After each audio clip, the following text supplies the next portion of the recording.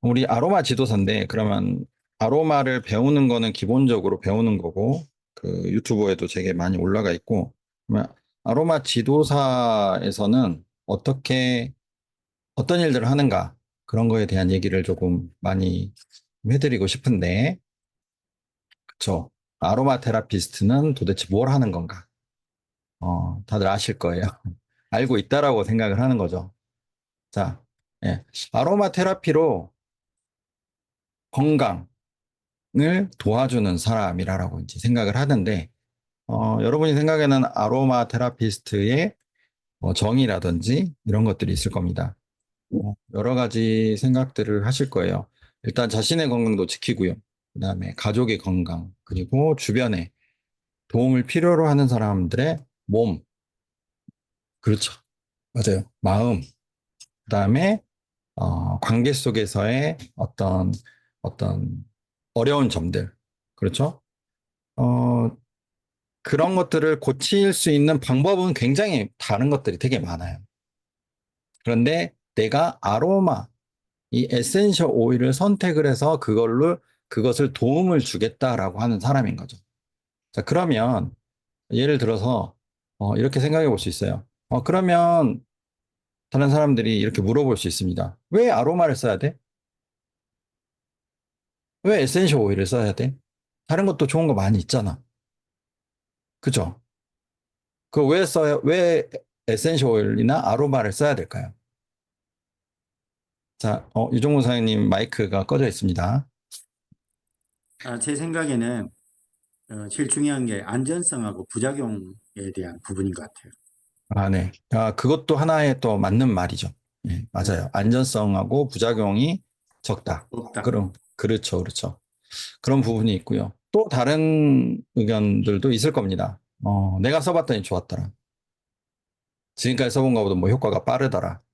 또는 뭐 생각해보니까 가성비가 좋더라. 그리고 효과가 대체적으로 확실하더라. 예. 그리고 나는 향기가 좋더라. 뭐 등등등 굉장히 많은 이유들이 있을 겁니다. 그래서 그러면 이런 여러 가지 이유들 때문에 뭐 의사들도 뭐 TV에 나와서 얘기를 하고 굉장히 많은 사람들이 쓰고 있고 5천 년 동안 이걸 굉장히 많이 썼었고 역사 속에서 굉장히 유명한 사람들도 굉장히 많이 썼었고 그죠? 예.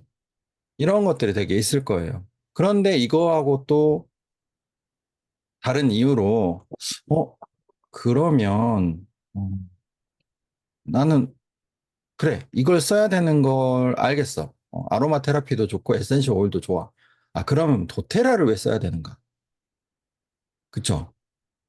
다른 에센셜 오일도 많고 아로마 오일도 굉장히 많을 텐데 왜 도테라 에센셜 오일을 써야 되는가에 대한 이유도 본인이 알고 있어야 됩니다.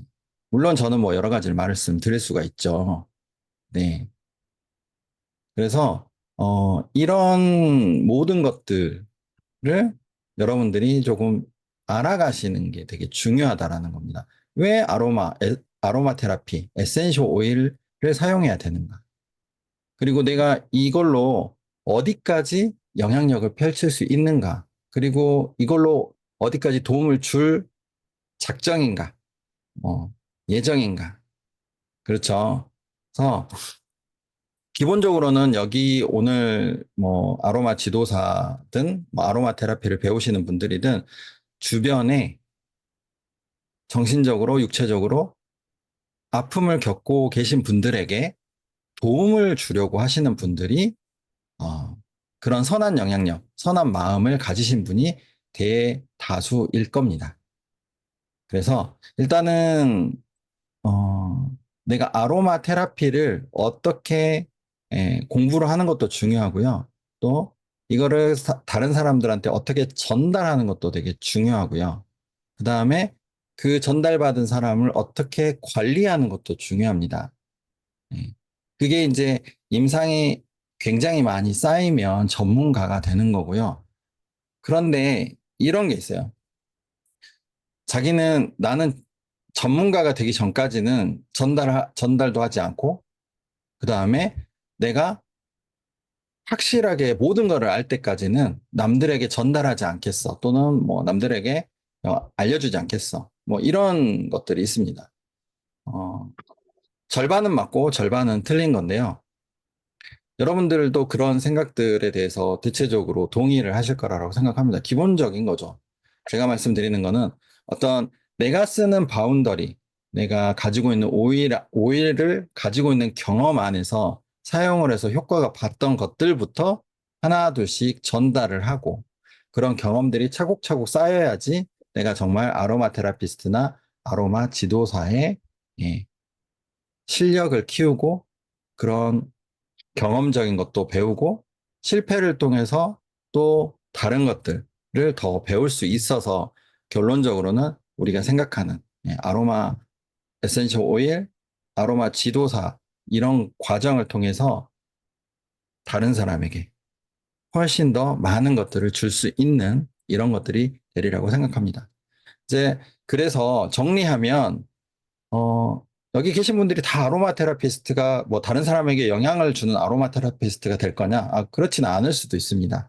일단 뭐 나를 좀 치유하다 했더니 효과가 있었다. 그리고 이렇게 좋은 거니까 주변 사람, 내 가족, 다른 분들에게 이거를 전달을 해봤더니 너무 좋더라. 그리고 또 그런 분들의 관리를 하다 보니까 질문 사항도 많고 또 이 사람들이 또 다른 증세라든지 어떤 효과를 컨설팅을 해달라고 하니 또 공부를 하게 되더라. 해서 그렇게 대체적으로 많이 실력이 상승하시는 분들이 되게 많습니다. 그런데요, 자신만이 그리는 이 아로마 테라피나 또는 아로마 지도사, 우리는 아로마 테라피스트라고 그냥 이제 앞으로 하겠습니다. 이 아로마 테라피스트로서의 어떤 내가 그리는 그런 성공의 모습이나 아니면 이런 상태의 모습은 내가 목표를 가지고 있어야지 빠르게 그쪽으로 간다는 거죠. 자, 그러면 오늘도 제가 한 영상을 하나 들고 왔는데요. 굉장히 젊은 사람이에요. 그리고 이 사람의 그 유튜브 영상을 보면 와, 정말 기발하다. 어떻게 이런 거를 다 기획을 하지? 라고 하는 젊은이가 있습니다. 자, 이 사람이 어떻게 유튜브에서 최고가 되었는지를 제가 한번 여러분께 같이 공유하고 싶습니다. 그래서 이거 한번 같이 공유해 보고 오늘의 예, 두 번째 시간을 진행해 보도록 하겠습니다. 세계적인 유튜버 미스터 비스트는 자신의 성공 요인을 두 가지로 꼽았습니다. Basically, what I did was somehow found these other like 4 lunatics. Three of us were college dropouts, one was a high school dropout, and one, I don't know, he just like quit his job. We were all super small YouTubers, and we basically talked every day for 1,000 days in a row and did nothing but just like hyper study like what makes a good video, what makes a good thumbnail, what's good pacing, like how to go viral. And we would just call it like daily masterminds. We would just get on Skype every morning, and like some days like I'd get on Skype at 7 a.m. and I'd be in the call until like 10 p.m. and then I'd go to bed, I'd wake up and I'd do it again. And we'd do things like just take 1,000 thumbnails and see if like there's a correlation to the brightness of the thumbnail to how many views you got, or like like videos that get over 10 million views is like how often do they cut the camera angles, or like things like that. That's where most of my knowledge came from, is I just surround myself with these lunatics, and just every day, like we didn't do anything. We had no life. So we all had like 10, 20,000 subscribers when we met. And by the time we stopped talking, we all had millions of subscribers. And we all hit 1 million subscribers like within a month. It's crazy, because it's like, if you envision a world where you're trying to be great at something, and you mess up, you learn from your mistake, you mess up, you learn from your mistake. You in 2 years, might have learned from 20 mistakes. Or if you have like 4 other people who are also messing up, and when they learn from the mistake, they teach you what they learn, stuff like that. Hypothetically, you 2 years down the road have learned like 5 times more of the amount of stuff. So it just like helps you grow exponentially way quicker. 미스터 비스트의 성공 요인을 두 가지로 요약할 수 있습니다. 그는 깨어있는 모든 시간을 유튜브에 쏟았습니다. 자신의 주변을 미치광이들로 둘러싸이게 해서 오직 유튜브만 집중할 수 있는 환경을 만든 거죠. 내 지인이 중졸이든 고졸이든 무엇이든 유튜브에 미쳐있는 사람들을 모아서 자신들의 모든 시간을 유튜브에 쏟았습니다. 막 하루 이틀, 작심 3일이 아니라 수천일 동안 지속했다고 해요. 거의 작심 만일 수준으로 진행했던 거죠. 미스터 비스트는 유튜브의 본질에 대해 거의 지구 끝까지 팔 기세로 학습하였습니다. 스카이프 보이스 미팅을 아침 7시부터 시작해서 밤 10시까지 진행했다고 해요. 이들의 인생은 일어나자마자 자기 전까지 모두 유튜브였던 거죠. 이들이 진짜 미친 수준이라는 게 수천 개의 썸네일을 비교 분석했다고 합니다. 아마 유튜브 해보신 분들은 아실 거예요. 대부분 컨텐츠 만들고 허겁지겁 업로드하게 바쁩니다. 하지만 이들은 썸네일에서부터 수천 개를 분석해서 어떤 배치와 색 그리고 밝기가 조회수와 직접적으로 연관되는지를 모두 분석했다고 해요. 이렇게 하나씩 매일같이 개선한 결과 이들은 몇만 구독자였을 때 만나서 이 모임이 끝날 때쯤 모두 수백만 구독자가 되었다고 합니다. 겨우 한 달 만에요. 여기서 우리가 주목해야 될 거는 미스터 비스트가 만약에 혼자였다면 가능하지 않았을 겁니다. 함께 할 수 있었기 때문에 지속할 수 있었습니다. 이들은 매일 아침 7시에 만나서 스카이프를 한다는 규칙을 세웠고 유튜브 성장이라는 목적을 아주 강하게 갖고 있는 그 열정을 갖고 있는 사람들이 함께했기 때문입니다. 그리고 미스터 비스트의 굉장히 탁월한 점은 실패를 그냥 넘기지 않았다는 겁니다. 평범한 사람들은 남들의 실패를 비웃으느라 바빠요. 하지만 그는 이렇게 얘기를 하죠. 만약에 한 사람이 2년 동안 20개의 실패를 겪었다면 함께하는 다른 4명 또한 각각의 20번의 실패를 겪었을 겁니다. 그러면 이들 모두는 100개의 실패 사례를 경험한 것입니다. 이 정도면 유튜브에서 어떻게 하면 안 되는지를 모두 나열할 수 있을 거예요. 이거를 조금만 달리 표현하자면 유튜브에서 어떤 거에 집중해야 되는지도 뚜렷해지게 됩니다. 여러분, 모든 것은 배울 점이 있습니다. 그게 악행이든 선행이든 상관이 없어요. 우리는 나쁜 행동을 보면 우리는 그렇게 하지 말아야겠다는 교훈을 얻게 됩니다. 인간은 무엇인가를 보고 자극을 느끼게 돼요. 만약에 우리가 기본 마인드셋이 성장의 방향으로 향하고 있다면 결국 성장하는 방향으로 그 자극을 해석하게 됩니다. 어떤 것을 보고 듣든 그것이 선행이든 악행이든 성장하는 방향으로 해석하게 될 거예요. 그래서 실패를 경험했다고 해서 커뮤니티가 망하지 않습니다. 오히려 그 실패를 통해 어떤 원인이 실패의 결과를 만들었는지 학습할 수 있습니다. 이게 성장 마인드셋을 가슴속에 장착한 사람의 기본 사고 구조입니다. 그래서 미스터 비스트는 커뮤니티를 강조했습니다. 나와 목적이 맞는 사람들이 함께하는 공간에 내가 들어가야 돼요.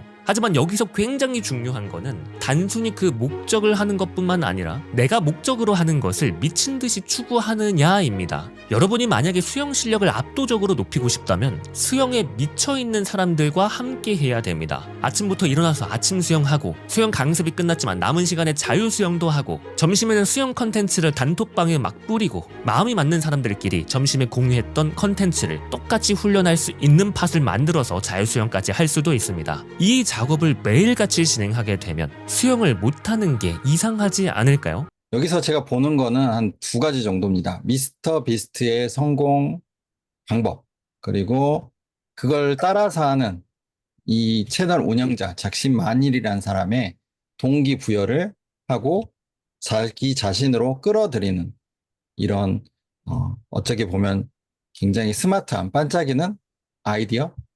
그렇죠. 이걸 우리가 지금 하고 있는 에센셜 오일로 좀 대입을 시켜본다면 네, 단어들만 미스터 비스트라든지 작심만일이 하고 있는 에센셜 오일로 치환을 해볼 수 있을 겁니다. 자, 그런데 제가 그러면 이것만 드리면 이렇게 말씀을 하시거나 생각하실 수 있어요. 난 미스터 비스트처럼 내 환경을 그렇게 바꿀 수가 없는데? 언제 내가 사람들을 만나서 시간도 없고 또 주변에 에센셜 오일을 미치는 사람들을 어떻게 찾아? 죽었다 깨어나도 찾을 수 없을 것 같아.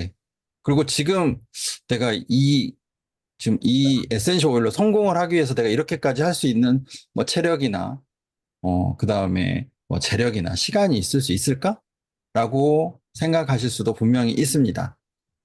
자, 그러면 우리 선생님들, 1만 시간의 법칙 아세요? 1만 시간의 법칙? 네. 미스터 비스트는 굉장히 많은 시간을 부어서 가장 최고, 여기서 이제 봤던 뭐 일론 머스크라든지, 뭐 제프 베조스라든지, 또는 우리가 말하는 마이크로소프트라든지, 뭐 스티브 잡스 같은 굉장히 큰 성공을 이루는 사람들을 연구를 한 거죠. 그런데 실제로 우리는 목표 설정도 되게 약하고요. 그 다음에 또 이렇게 환경을 만드는 것도 되게 약합니다. 자, 그러면 1만 시간이나 미스터 비스트처럼 뭐 2년 가까이를 주변을 굉장히 나와 뜻이 맞는 사람들 이런 걸로 막 하고 열심히 하지 않는다라고 하면 1만 시간이 아니라 여기서 제안을 말씀을 드리면 20시간의 아로마 테라피를 다 배울 수 있다면 여러분 하시겠어요? 네. 무슨 뚱딴지 같은 소리냐 뭐 말씀하시는 것 같은데 20시간의 법칙 혹시 들어보신 분 있으실까 모르겠습니다. 네. 들어보셨을까요?